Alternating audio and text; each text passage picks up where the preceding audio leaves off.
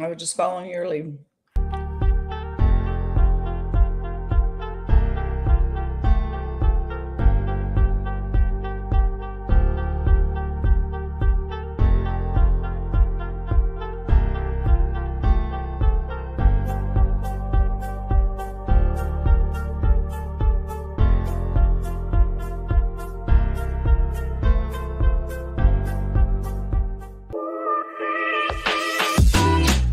Welcome to Dental Unscripted,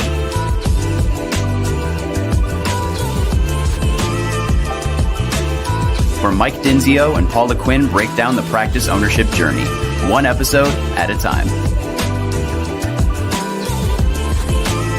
Starting up, buying, and running a successful dental practice.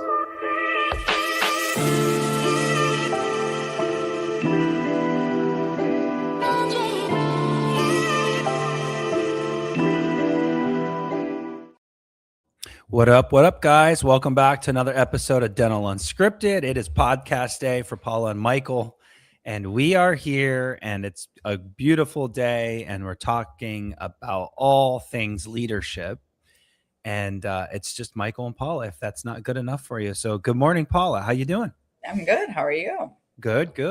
I had some cool other podcasts today, and it got the juices flowing. I think there's some really cool content that you all should check out. I don't know when this is going to post or publish, but we had some good conversations today. Yeah. But today, we're going to just talk about something that I think probably needs to be on repeat, and it's just leadership. And I think Paula and I are in the trenches every single day on this topic with our clients.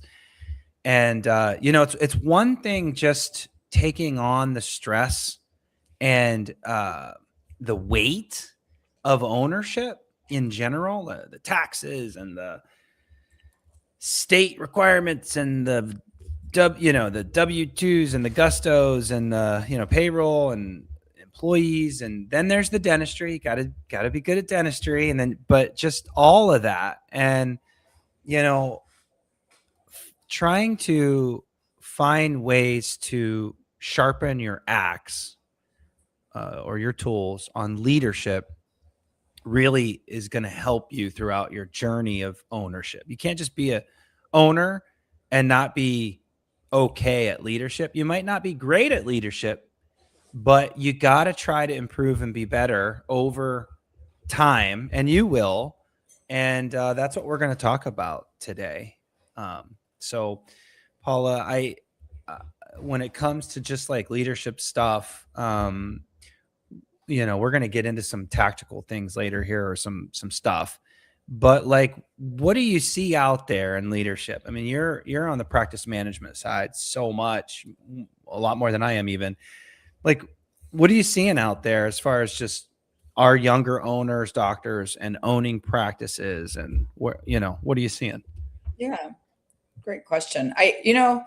It's funny because this comes up on occasion when I'm talking to dentists, especially when they're frustrated with managing team or being the leader. And it's kind of funny. And I probably said this before on the show. I don't know. I say it so much, but gone are the days of just popping up a dental practice on the corner, having the loyal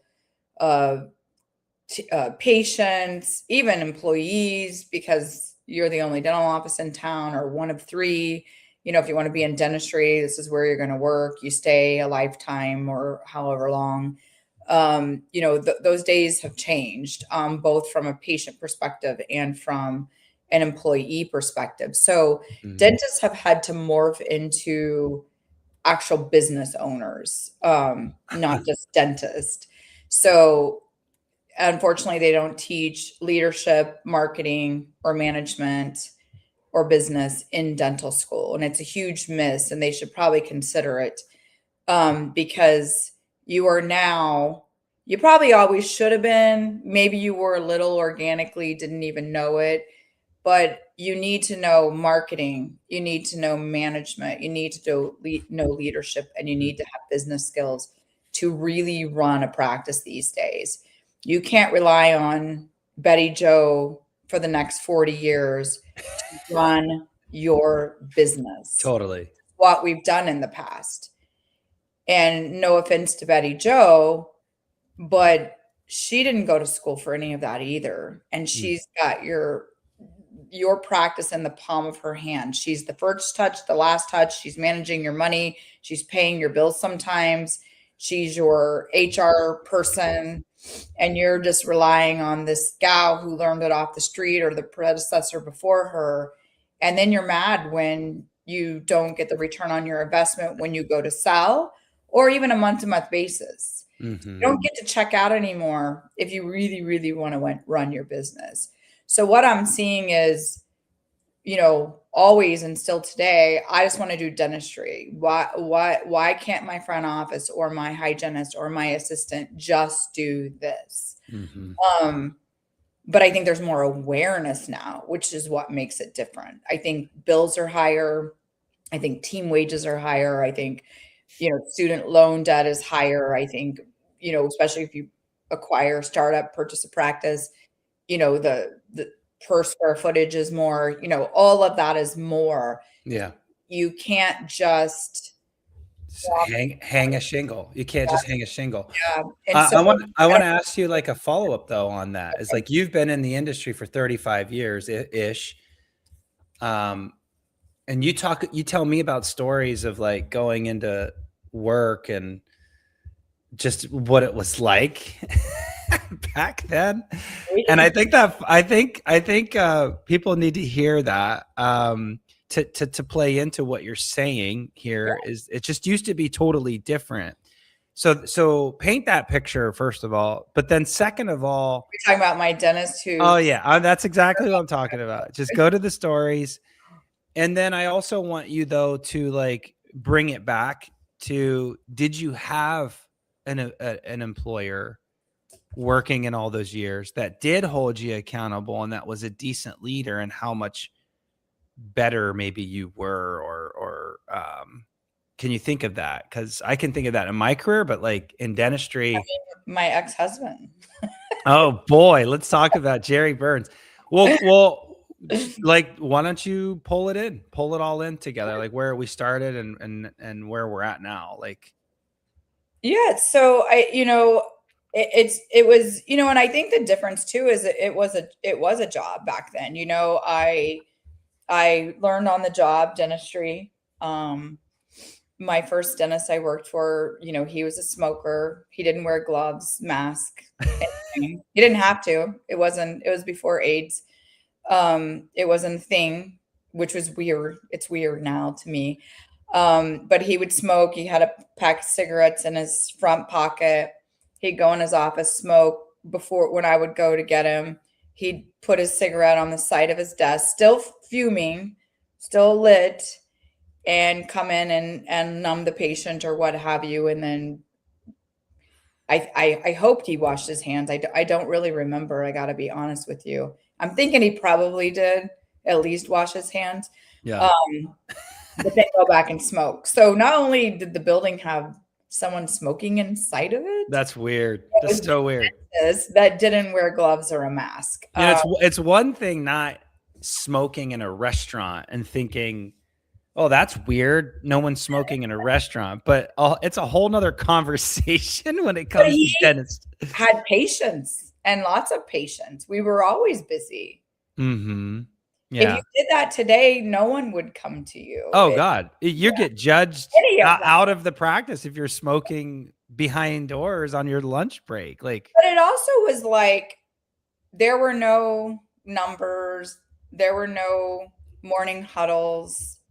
Auditing the schedule. No, you just clocked in, saw your patients, said goodbye for the day. And so many doctors still operate just like that today. We walk in them as practice consultants, which is actually surprising, but not the same. wearing PPE these days. Wearing masks and gloves. Yes. Sorry. I thought that was assumed, but the way those offices were ran back then 35 years ago and how offices are being ran today. Yeah, that still exists. And those people are bitching about all the things that they can't control. They're bitching about Delta Dental and cancellations and Gen Z and my marketing's not working. And they're just constant complaining because they're running the business the same as that guy was for you, Paula, 30 years ago, just clocking in, clocking out, expecting different results.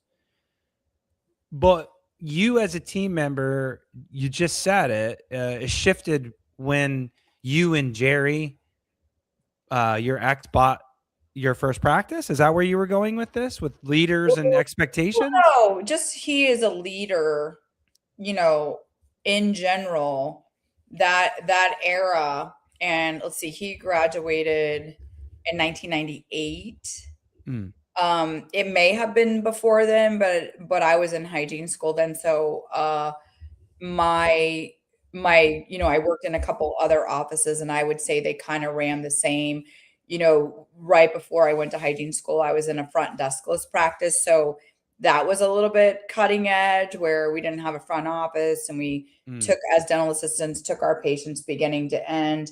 There were probably more, well, there were definitely, he did wear gloves, he didn't smoke, and there were more expectations, but still didn't know the numbers, still didn't do morning huddles, still, so it was about, whether it was the era or my ex as a business owner, where there was a shift, and it was continuing education. It was morning huddles. Now, I will say the caveat is we did pay for a consultant. You guys paid for a lot of stuff. Yeah, we paid for a lot of continuing education, consultants, things to always better ourselves. We were a groupie on a couple of, forums, podcast and Facebook groups and things. So we were very prepared for ownership. Not over prepared like they are today, but prepared. Yeah. Not prepared. You're never prepared, but there were some things that were like, wow, that's a great idea. So where I saw it shift was just being intentional in your day, whether it's a morning huddle, whether it's auditing your schedule, whether it's setting goals and expectations with team members.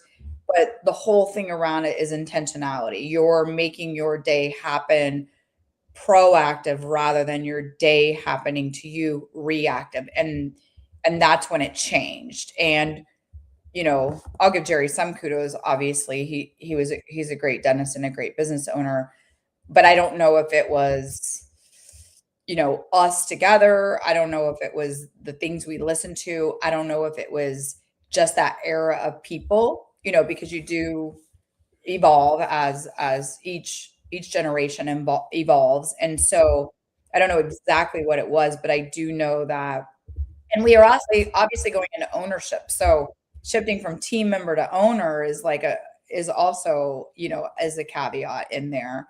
But what I'm saying is the shift is now you have to be intentional, and you have to plan and make anything happen that you want to happen.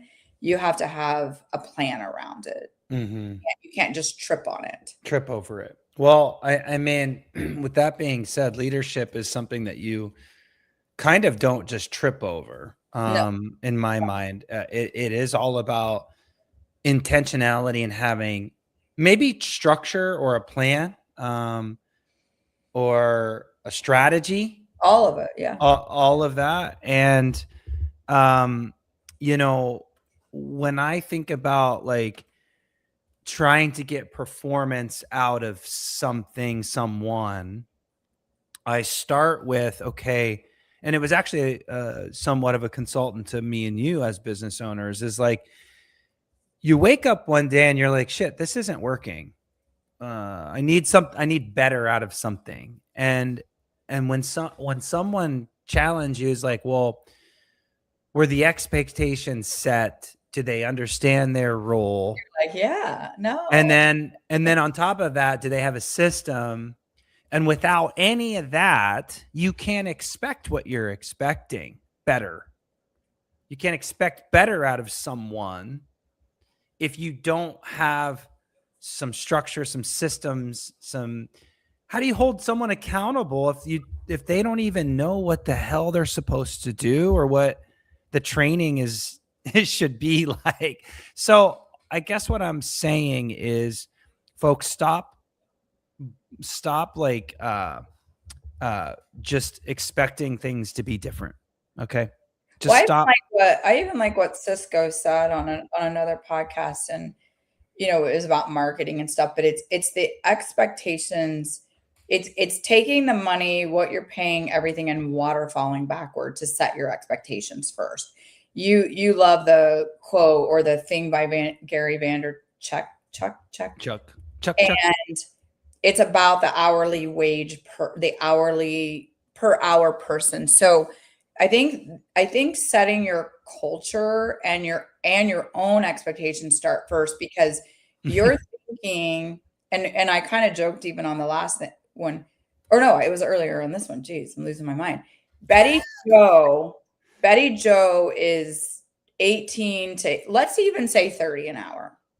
She is running a minimum 500,000, most practices, right? But up to a $2 million $2 million business, a business. And you're mad when it doesn't perform the way you want it to.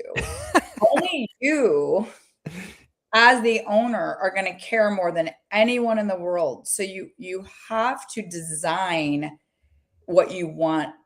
And if we have the 80-20 rule, right? If 80% of that happens, you're going to be more successful than any of your colleagues. And I think it starts with, what do we throw vision around, we joke about this, we've talked before. What do you want your culture to look like? What do you want your business to look like? What is your business plan in 1 year, 5 year, 10 year? Now you design around that. Does this person fit in my vision? Am I going to get to my million or my second practice with this person on my team? So I again, it's that strategy or intentionality, whatever you want to call it. But I would say I would start with culture. What do you want that to look like? That's part of your vision. So we do an exercise, and it's all about, which I think is the foundation, the foundation. It's a perfect word for it, for culture, and it's agreements. That's the first thing that we do in almost every single one of our team meetings when we first sign a client, is really just identifying what you guys, team, doctor, it's not us, not Paul and I, but what you guys want to be for the practice, who you want to be. So that is kind of the first step, is agreements, agreeing to be something, meaning I'm agreeing to the team, and I want the team to have great attitude, have impeccable being open for training, mindset, having good mindset, having safety in conflict, having open communication, having whatever it is. Okay. That is who you guys are going to be. And without defining, and I want to say that a couple times in a row here, so that sticks, without defining what you're trying to fix, you can't just expect the fix to happen. That should be super obvious, right? So if people have bad attitude or showing up late or not open-minded to training or change or whatever, you have to have a discussion with the whole team and say, this is who we have to be. Do we all agree with that? It's an agreement. You have to get them to agree to it. You can't just force agreements on people. But you got to get people to agree. Once they agree to it, and they have to agree, you can't force it. I'll say it again. But once they agree, then you can hold them accountable to that agreement. If you force it on them, you can't hold them accountable. But if they all, but there's just a different type of dictatorship. It's you work for me, yeah, and that you'll do this, versus, hey, this is your second family. You spend more time here than you do at home sometimes. Yeah. And we want you to be happy, and we want to be a big happy family. You can decide either way, but you probably are going to go burn through a lot of employees if it's, this is my way or the highway, we're all going to do this, and I don't really care about your opinion. That's right. Now opinions can be vetoed, but I think when, like you said, Michael, when you all agree together, then there is an integrity inside most people that are like, I said I would do it, I'm going to do it. Right. Versus you're going to do it.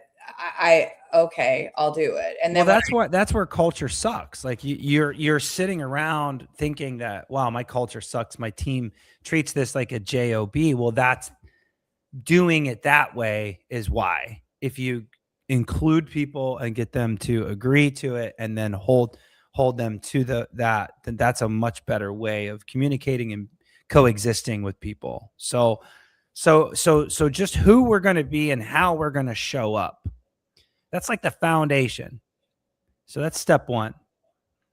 Paula, once you get people to just agree on attitude and behaviors and open-mindedness and safety and communication and all that, just be good human beings. then the next layer of that is what do you do every day? What's your freaking job description? What do you contribute to the business? And you go through this exercise all the time. I'm shocked. I'm actually shocked still to this day on how bad it is in dental offices. Can you explain why I'm saying that? Because it's so bad and it's shocking to me how people just don't really know. And explain that, because obviously they pick up the phones, but like walk our audience through what I mean by that.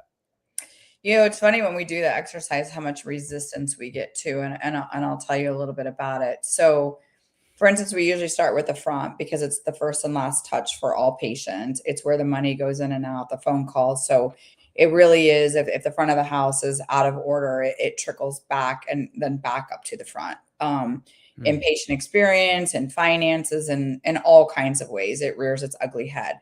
So we start there because if it's not clean and we're not doing it correctly, it's just going to make a muck of the rest of the practice. Mm-hmm. So job descriptions, the reason we like to go through this is because we find two things.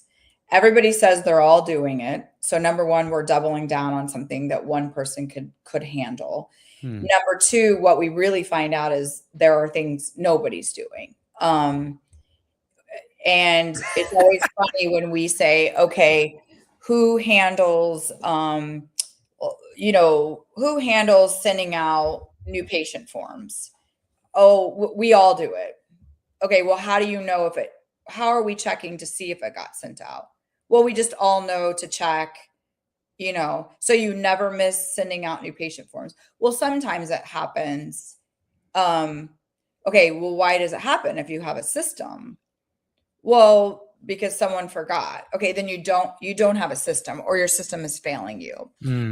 Which we're going to get to systems, but that's what's great about a job description. It's like, here are all the jobs. Okay, here are all the jobs in the or tasks, jobs. Yep. Who is doing them? Who is accountable if it doesn't get done? So that's my favorite. Yes. Who's accountable? So that's where we want to start. And when are you making the time to do it? Well, we don't have a time. Well, of course you don't have the time because you're not making the time. So if it's an important, sure, answering the phone, that's reactive. You got to answer the phone. Someone checking out, somewhat reactive, but we'll teach you how to be proactive. So there are things around that. Majority of it, you can plan and be intentional, proactive, have time management, and then things don't get missed. Nobody would want to get on a plane where it's like, okay, well, we both kind of do it, well, what happens if it gets missed? Well, the plane crashes, it's like, no, right? This is a business. Yeah, you got the co-pilot and the pilot saying, yeah, we kind of both fly the plane. Yeah, we both kind of go through the checklist, and it's every once in a while we miss something. No, it's, when is it being done? How is it being done? Who's doing it? Yeah. And is it done every day succinctly? So, job descriptions are not just what, but it's who and when. Yes. Okay. Out of that comes, like you just said, the systems, right? Because once we find out, okay, everybody's doing it, we narrow that down. We Mhm. get the win around it, so the time management around it, and who's accountable. We find out, but are they equipped to do it? Okay, let's pause on that Yep. because okay, so just walking you guys through this. This is just leadership 101 stuff. This is But it probably all we're getting to today is just the well first. maybe, but it's hard to do this, but like you've got agreements of who you're going to be. Again, culture, be good human beings. Agreement. Then you've got a document or a set of or something written that says you are responsible for these things. She's responsible for these things. You guys all do it. But if insurance verification isn't done, she's accountable for it. If there's a hole in the schedule, you're accountable for it. Like it's very crystal, but everybody tries to help everybody else. But your ass is on the hot seat. So who we're gonna be, what you got to do, and now Paula's pivoting to, okay, maybe you're not capable of some of these things, or maybe there's a system broke to do the things you do. So you need all of this, guys. I just want to rewind. She's going to go to systems, but you need all of this that we're talking about. I'll say it again. You need all of it before you can start expecting different results, accountability. Without any of this, you can't say, dude, do your job better. Like that's like, do your job better. Just, I need better from you. Well, they're just sitting here saying, what the fuck are you talking about? So Paula, tell us about systems. Sorry to interrupt you. I need everybody to understand that it's a 3-part process before you can hold accountability, which was what we're getting to. So now you've created these job descriptions and tasks, and everybody knows who they're accountable for. And then it sounds like you find that in that process, they don't even know how to do that job. Or maybe that job is not 100%. It's like 85% because the system's broke. Is that what I'm hearing you say? Yeah. Yeah. Or they don't have the time, which means the system's broke. If you don't have the time, you don't have a system. Yeah. Is basically it. Yeah. So the next thing is who's right for what job, and organically based on kind of what they tell us they're doing, we're gonna probably take some stuff off this person's plate, put it on this person's plate. It streamlines, there's some logical sense around it, which I'm not saying they're not logical. I'm just saying they're not even thinking about it. They just inherit it when they walk through the door. Mm. And like a rebalance of workload or something. Yeah. Mm-hmm. Yeah. If you're checking somebody in and you're required to audit the schedule, it probably makes sense that you are the ones that check on the confirmations too, because you just went through the schedule, see who needs what. If the patient has a balance, you're going to reach out, say, hey, before you come in, you have a balance. There are just some logical things. If you have enough people, it's nice if someone kind of handles hygiene and somebody kind of handles restorative as well, because they're kind of two different beasts. So that's I'm not going to get into systems as much as I am. Yeah. Why you need one. Totally. So part of that time management I talked about is part of the system. Like the first question is, have you ever done this, and do you know how to do it? Show us how you do it. And usually through that, we get, they're 80%, some of course 50, some 90, but they're usually 80%. But unfortunately that 20% is what causes the biggest disruption. Of course. And of course, sometimes we get fought on it because because 80% of the time it works out okay. Why do we need to do this? Well, the 20% of the time costs the practice big money. It doesn't come out of their check, so they don't even know it half of the time. When an insurance claim doesn't get paid, or we've got to refund a patient, or a patient refuses to pay a bill, it's usually because up front we didn't provide the full picture of what was owed, when was owed, and what can happen if it's not covered by the insurance. So now as a patient, I'm fighting that. Well, who has to eat it? The practice, the dentist. And by the way, guys, we started this conversation talking about the guy with no gloves, no mask, smoking cigs, and just kind of meandering through this life that he's in. And the employee that she just described said, well, 80% is fine. Like, Well, what's your he didn't even know at that point. Well, of course he didn't know, but I'm saying the employees are treating it like he did. It's just kind of like, well, Paula, you're the consultant. You're telling me that this is a problem because I'm not getting that other 20% done. But the office functions, we do what we do all the time. It's fine. We do $1 million. We're fine. We do $1 million, Paula. But that's the funny thing is the doctors that are paying attention now, not like the other guy, Dr. Mick Smoke a lot.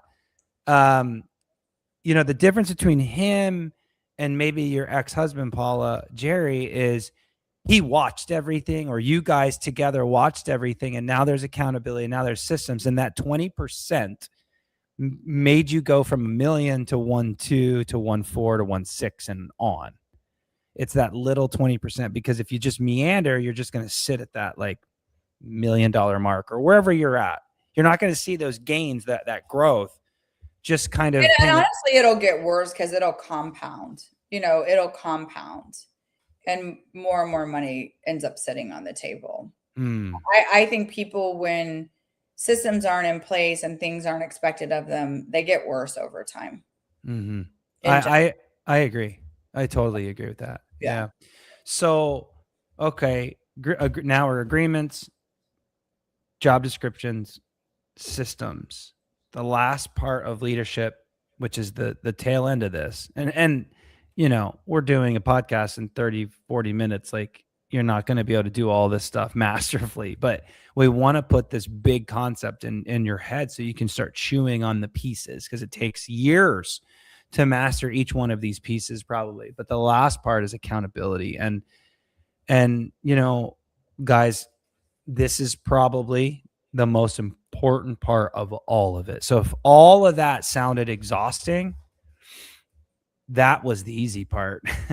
That was the easy part. The exhausting part, the frustrating part, is when you spend the time, and Paul and I are owners, we can speak from experience. When you spend the time to break down each one of these all the way through systems, and then in the end, you find out that it really is a person problem. The accountability. Hey, we talked about it. We agreed to it. You're capable of doing it. There's systems in place. You're still not doing it. You're not doing it. You're not doing it. You're not doing it. And it turns out they don't give a shit. And you got to move on from that person. But you can't move on from that person without all the other stuff. We get all the time people calling us, this employee stinks. This employee won't do what I want. But did you set the agreements? Did you provide a job? That's what I'm saying. Did you? And then the last piece is what you're about to get to, is the HR part of it. Yeah, the documentation and all of the things. But there's a book that we presented a couple years ago, more than a couple of years ago. It's The One Thing, and the one thing teaches you to just focus on the one thing to get big gains. But in that book, there's some pearls about patterns and creating change by pattern. And it takes, I think they said 66 days to do something every day, 66 days.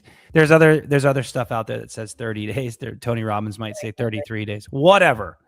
But like, you guys that are probably listening aren't doing something every day like I'm talking about. Are you asking your front office, did you collect all the money? Did you collect all the money? Did you collect every single day? Or here's the adjustment. What is this adjustment for? What, you know, why? Well, you shouldn't even let them provide refunds, but what is this refund? Yes, 100%. Even the write-ups, Michael, like, it's, you know, we talk about all the time, employees. Sorry if any employees are listening, because I'm comparing you to kids, but I'm not. But it's because it's not your business, right? So you're treating it differently. Even the most loyal employees, it's a job. But even like with the HR, you wake up one day and you realize your employee's been late like 5 times. Did you write them up? No. So even when it's as small as like they came in late, it's documenting, it's letting them know you're watching and you have expectations around it, and it's not okay. You understand, you care, you're invested. It's so many, when you do this, it sets a tone for so many things of like, you know, now Michael talked about accountability. Now you have something to hold him accountable to because you have a true story, not a feeling. It's not a feeling. Everybody says, I feel. I'm so frustrated. I want to fire her. But that not someone that's coaching you is looking at you guys and saying, but you're not, Well, there's nothing there. It's all feeling. I get all the time, I'm broke. I'm the CFO, apparently of our clients. And I feel like I'm broke. I'm feeling and I get into it. I'm like, you're not broke. It's all right here. What are you doing with it? Well, here's the numbers. Here's what we could do better. And usually by the end of those calls, you feel empowered, and you know you're not broke. It's the same. And what you need to do if you are a little lower than you would like, where am I at? So I know what to do. It creates this system of leadership, creates a clarity, a crystal clear plan. If you think Nancy Joe's not getting the job done, and you've gone through all 3 things, agreements, job descriptions, systems, and at the end, Nancy Joe still sucks, it's an easy decision. That is super clear. But if it's a feeling and you don't have any of those other things in there, it's just a feeling, guys. It's just a feeling. So remember, we're working with, and this sounds terrible, and it actually is terrible. Like we talk about teachers deserving so much more money. Well, the dental industry needs more money too, but the poor dental assistants make about the same as a Wendy's worker. But the poor dentist, the reimbursement's so bad, and it's a small. I know. I'm not saying you guys should be paying more. I'm saying the industry deserves better in that way. But just remember, they could probably make the same at Wendy's. Just think about that, guys. One of our clients actually said that, and I'm like, oh my gosh, you're being dramatic. And I looked up Wendy's, and I was like, shit, it is Wendy's. And you work way harder as a dental assistant than you probably do flipping fries. And so just remember, like, they got to love where they work. They got to have systems. They got to have clarity. They want to be part of something. They want to have growth, all of that. And they may not have gotten the training. Just remember all of that. And if you can check all the boxes and pull it all the way through to accountability, and then you micromanage for 33 days or 66 days, you'll create patterns. And guess what? That's when the growth begins. Sometimes that takes 2 years, guys, to be honest with you, 1 to 2 years of that. And new owners, our clients that are new owners that hire us as consultants, and they want results in 3 months. And we're sitting here talking about all this. You can't accomplish this in 3 months.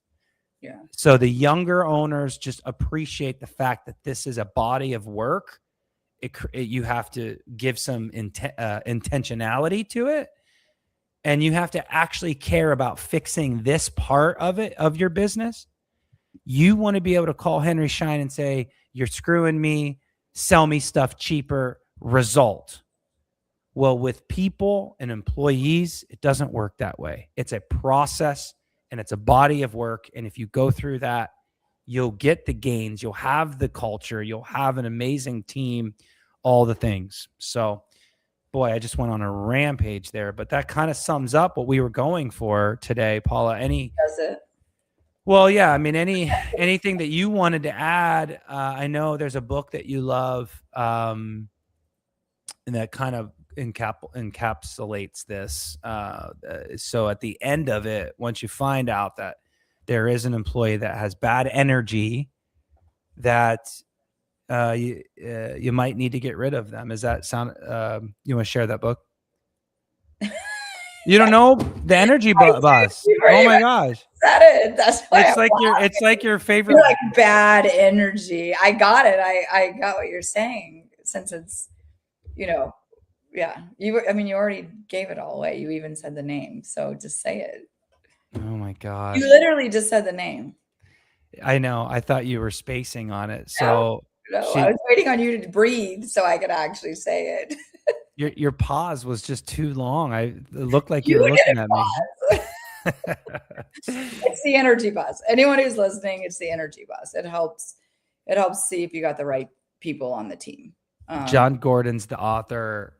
It walks you through just this process of, look, you might just not have the right people on the bus. And I think it's a good read. So, but I do think before you get there, I think, our team members would even say, like, whenever something's going wrong, bad, whatever you want to call it, I do always look within first. What can I provide?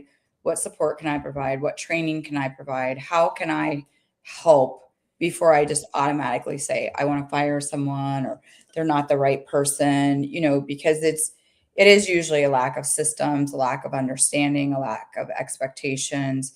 And I think that the tighter those are with all the steps we just went through, like Michael said, if you give all that and at the end it's still not working, then it's probably just not the right person. But if you haven't given that, I think you owe it to yourself and to all of your team members to provide that. Love it. Okay. Well, guys, as if it could just be done that easily. It can't be, but keep it real, guys out there. I don't typically sell or promote, but if you guys are looking for a good coach to walk you through some of this stuff, Next Level would love to have you. Reach out, schedule a call.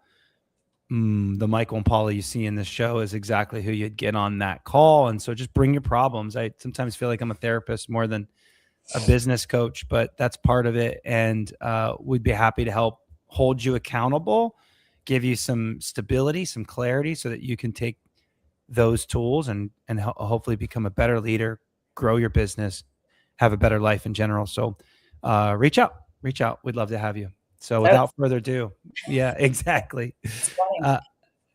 Reach out. We'll be here. Talk to you guys soon. Thanks again for being part of the program. Bye.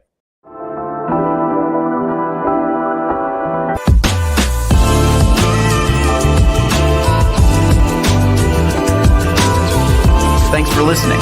Let us know how you like the show. Rate us on Apple and Spotify.